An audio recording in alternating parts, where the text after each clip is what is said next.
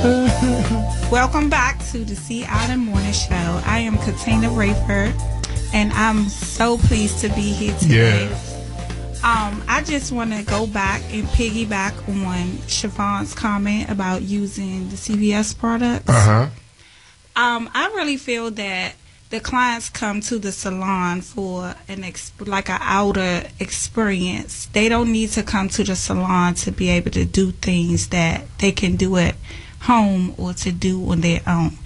Now, I think as professionals, you should invest in professional products and leave the CVS products for your clients to try to do at home. Okay. And it's so funny that we're talking about this because I have a client and she brings a whole bag of products like every 2 weeks to get her hair done.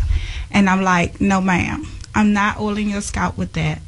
You can use that at home because that's not what I use. I've educated myself. I've been to school. I know what's best for you. Okay. All right, everyone. If you're just tuning in live here on the Sea Island Morning Show, today we're talking about salon nightmares. We have two young instructors here at the Bennett Career Institute in the Sea Island Morning Show. Here I go, Bennett Career. The Sea Island Morning Show, two instructors here, Acia Williams and Katina Rayford. Now, let's go directly into salon nightmares. What are some of the things that you have experienced in the salon? So, Acia, let me start with you. Tell me about your salon experience, because when I tell you about mine, I tell you. But go ahead, talk to me, Acia. Well, let's see. I think it started early in my career. I probably was still in beauty school, Bennett Beauty Institute, and borderline still going to the salon where I was just waiting. But I think I did a color one time, just being fast, a lift, and I take it, just thinking back, maybe because it was the texture of the hair or whatever. What happened to hair the was color? coming out? What? Her hair was coming out in the bow. Oh, okay. So the hair was coming out. Yeah, okay. Only the places that I left it. Okay, so quickly, what did you do wrong? I shouldn't have did that color. Oh, Jesus Christ. Everybody, we're talking about salon nightmares. I can remember Katina Rayford. I can remember, Alonzo, listen to this now. I was doing hair on the floor.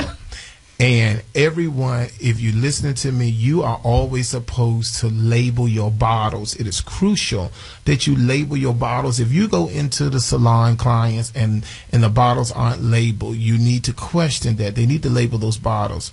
Now, I use, in my day of doing hair, we used to use setting lotion, a lot of body, and it looks kind of bluish, purplish bluish like. And one time I was doing a client and I was about to set her hair, and I took the spray bottle and I just saturated her hair, and all of a sudden I started smelling something that wasn't quite like Lotta Body, and come to find out it was Windex. I don't do Windex. Yeah, it was Windex that I was spraying in the client's hair. So instantly I rushed her back to the bowl and gave her a really deep shampoo, and then went into the actual Lotta Body. But that was a lesson I would never forget, to always label your products so you can make sure that you're doing the right things. Talk to me, Katina. Oh, my gracious. Oh, Lord, here we go. Go ahead. I actually have witnessed so many horror stories, but I'm going to be honest and talk about what I've done. Now, earlier, when I started out, it's best that we educate ourselves, because we kind of like jump out there and start doing different things, and no one taught us how to do things. We're just anxious to do them. That's right. But to make a long story short, I invested and I bought a eyebrow waxing machine. No one told me that I can't actually do this service, but I wanted to try it, and I did it, and I took the lady whole eyebrow off. Oh my God. I did that at school. Oh my God, you took the whole lady eyebrow off. That happened to me in school. I took half. I took whole. Because the wax, they spread it. So you know, I laid it correctly though, like the arch, but it smeared and spread it, so it took half her eyebrow. Oh, but thank God for the brown pencil, because we drew it back in. Oh, Jesus. All right, everybody, if you're just tuning in, we're talking about what is the worst thing that happened to you in the salon. 1-800-450-7876. 1-800-450-7876. One of the things, ladies, then talk to me about, I think Rayford had mentioned something earlier about stylists saying that they can perform a lot of these services, but then in actuality they can't, because that's part of the reason why we have nightmares in the salon, because people are not staying in their place. Exactly. A lot of stylists want to say that they can do everything, and that's not true. You cannot do everything. There's some things that I don't do. I call myself celebrity stylist, and they call me the doctor and everything, but there's a lot of things that I just don't do. And you need to be honest. You need to do your strengths, and you need to, be honest with the client. That's right. If you can't perform a service, you need to pass it on to the next stylist. I mean, our blessings come from up above. You want to get what's deserved to you. Well, then I also think that comes into the education piece too, because if there are things that you don't know how to do as a stylist or a barber, then you need to work on getting some education, because at the end of the day, you want to make sure that you do not set that client up, because a lot of the horror stories that people tell us is the stylist not being properly prepared. Mm-hmm. That's true, because I had. Okay. All right. So listen, we're going to pause there for a second. We're going to go to the phone lines. Ms. Woodard, talk to us today. I'm sorry, sir. Talk to us today. We're talking about the barber salon or the hair salon. What is your worst experience? How you doing? I'm good. First and foremost, I want to say you're doing a great show.